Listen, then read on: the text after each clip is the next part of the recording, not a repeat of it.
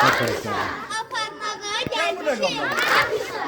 Əzizim bülbül mənəm, boy atmış sümbül mənəm.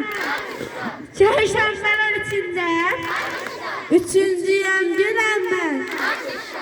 Uca dağın qaşı var, ətəyində daşı var. Novruzun süfrəsində zafaranlı aşı var. Verdi açdım qəməni, suladım bağ çəməni. Novruzun nişanəsi, səmənidir səməni.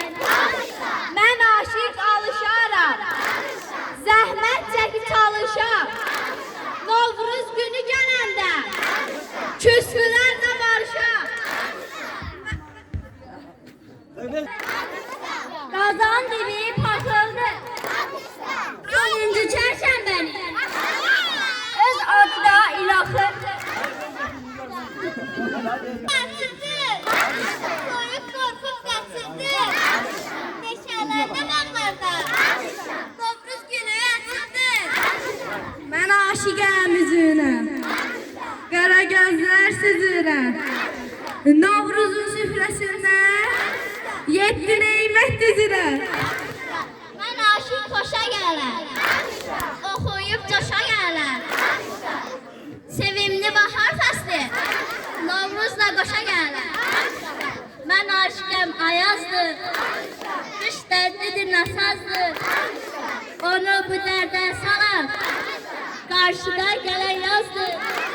Mənə aşiq deyirlər, badam pısta yeyirlər. Novruz günü gələndə, təzə paltar geyirlər.